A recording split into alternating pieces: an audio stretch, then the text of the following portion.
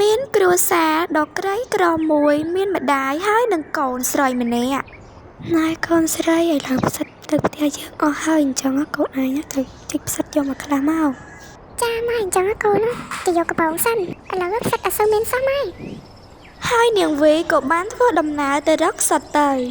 នៅពេលដែលនាងកំពុងតែរកផ្សិតក៏មានតាចាស់ម្នាក់បានមករកនាងដែលគេនោះគឺជាខ្លាចាស់ដ៏ស្អុយក្បាលមួយដែលសុទ្ធតែចាយចៅស្រីអើយ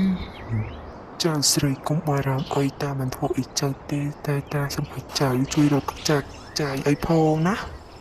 ចាលោកតាចាំខ្ញុំសម្អាតក្បាលឲ្យតើក្បាលតាស្អុយដែរឬទេ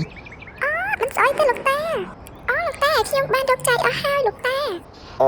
បានចៅកិច្ចបញ្ចែកទៅយកផ្ទះវិញកុំភ្លេចបើកកន្ត្រកមើលផងចាខ្ញុំដឹងហើយលោកតាហើយនាងវីក៏បានដើរទៅផ្ទះវិញនាងវីក៏បាននិយាយរ៉ាយរ៉ាប់រឿងគ្រប់យ៉ាងក៏ទៅប្រាប់ម្ដាយរបស់នាងបានបើកកន្ត្រករបស់នាងមើលក៏ស្រាប់តែឃើញមាសយ៉ាងច្រើនសន្ធឹកសន្ធាប់នាងអរខ្លាំងណាស់ជាមួយនឹងម្ដាយរបស់នាងផងដែរ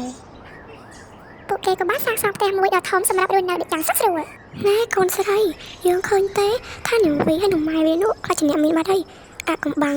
ក៏ម៉ែដឹងដែរព្រោះម៉ែបានទៅសួរអូនម៉ែរបស់នាងវីហ្នឹងហើយអញ្ចឹងកូនឯងធ្វើតាមគេទៅចាម៉ែទុកចិត្តដល់ខ្ញុំចុះទុកចិត្តលើនាងសមនថានេះចុះលុះស្អែកឡើងបានមកដល់នាងសមនថាបានរៀបចំខ្លួនយ៉ាងស្អាតហើយកន្ត្រកយកទៅម្ដងពីរតែម្ដងនាងក៏បានធ្វើទៅជីកផ្សិតដូចជានាងវីដែរហើយមិនដឹងជាផ្សិតស្អីទៅធុញដោយសារតែចង់បានលាប្រាក់ទៅខ្ញុំមកនេះ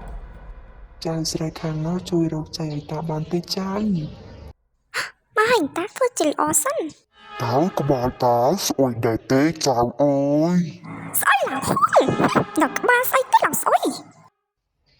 បុញចង់ចៅឯងទៅផ្ទះវិញចុះកុំភ្លេចបើកមើលកន្ត្រកផងណាចាលោកតានាងលោកសប្បាយចិត្តទេភ្លេចលៀនលោកតានោះអូយធ្ងន់ណាស់អ្នកតែប៉ុណ្ណាយូរអ្នកកាច់ជាអ្នកមានហើយមានជាងនាងនោះទៀត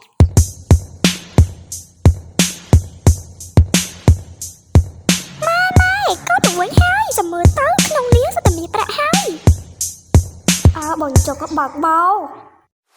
អូយម៉ែជួយផងអូ